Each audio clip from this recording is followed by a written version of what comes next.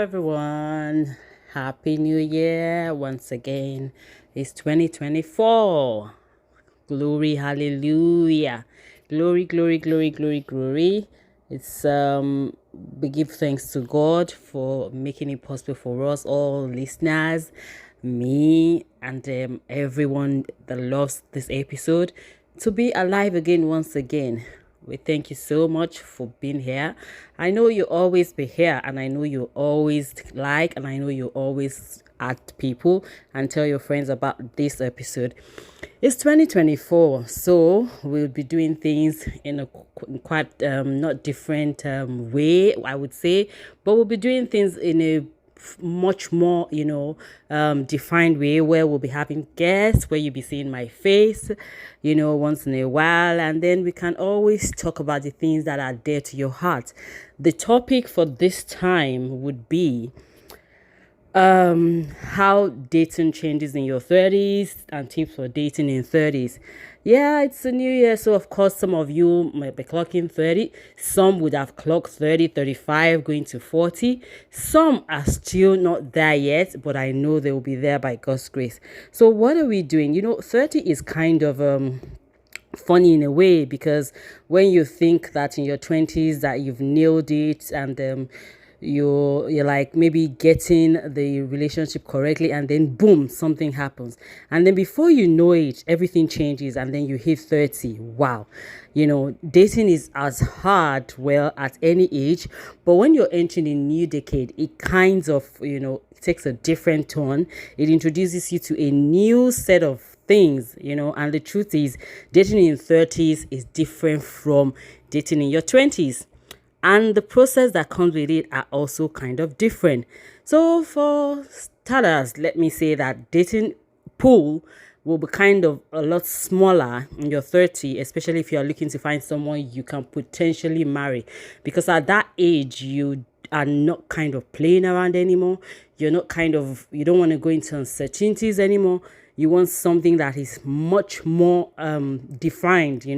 It's not let's just be friends, or let's see as it goes, that kind of thing. That's not what you're talking about anymore. So you likely want to find somebody that has intention, right? Somebody that is much more focused on the future. And that's the difference between when you're in your 20s, and when you're in your 30s. Right. So in the 30s, there is kind of like a focused beam, like you're much more, like looking for something. You don't want any time wasters, because you want to waste your time less on any relationship. So you're looking for the one that has potentials, that is optimized for being healthy. Right.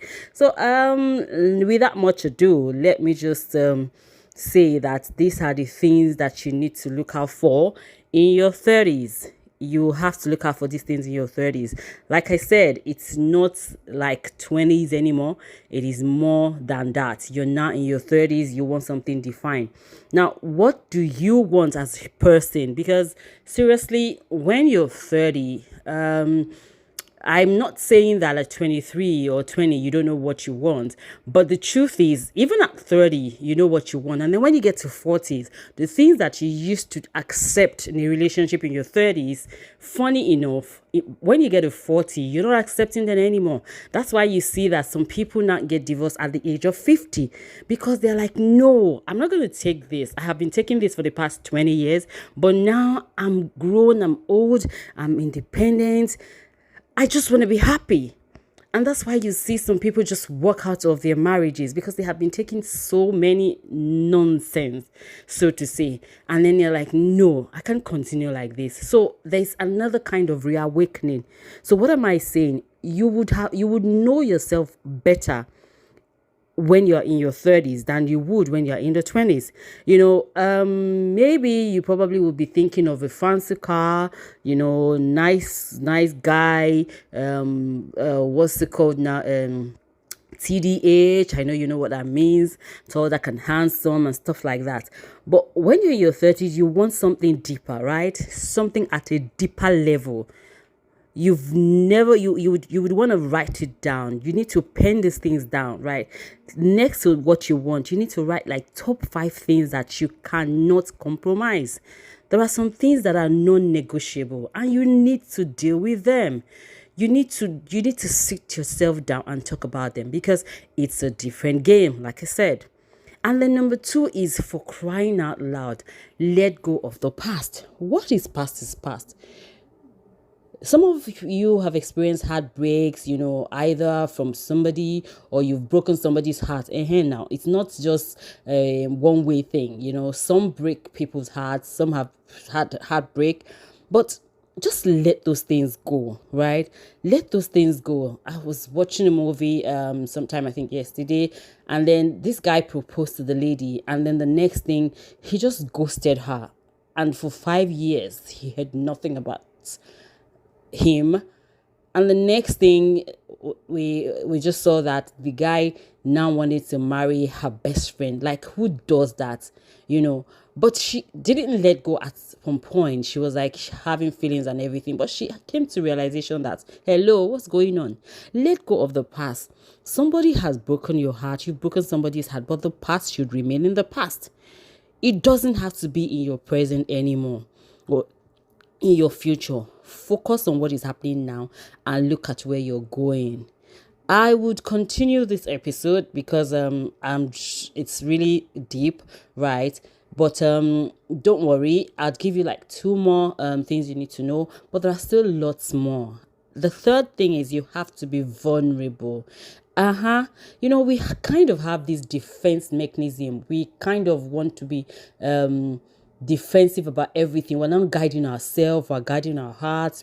There's something in Yoruba that says that Ti oba diju ki buruku koja. Even when thing reba koja, you would not know, right? So you really have to be vulnerable. I'm saying vulnerable, not that you should not know what you want or anything, or not that you should just be bolo or whatever.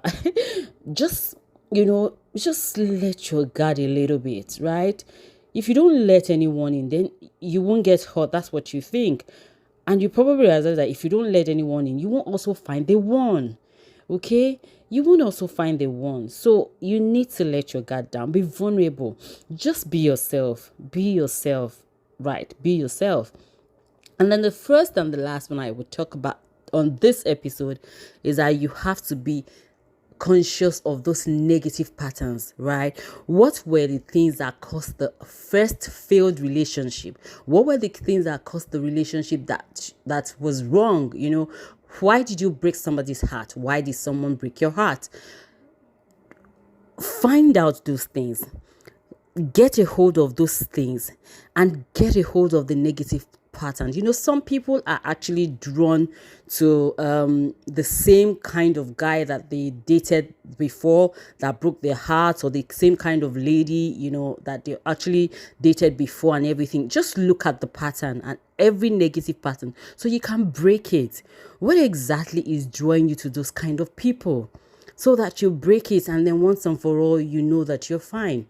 This is not the end of this topic. We'll talk about it again next time. It will be the episode 2 of this part. And so I would look forward to having you again. Like I said, Happy New Year. Be determined this year that you're going to get it right. And trust me, you cannot get it right without God at the center of it. I would definitely always tell you that, because what I'm doing here is I'm just minding my Father's business. This is Real Talk with Dada podcast. Like, share, subscribe. Tell a friend to tell a friend to tell a friend. We're here together this year and we're rolling and balling. Enjoy and have a nice day. Bye. Wherever you are in the world, have a nice morning, have a nice evening. Just have it all nice and beautiful. Bye for now.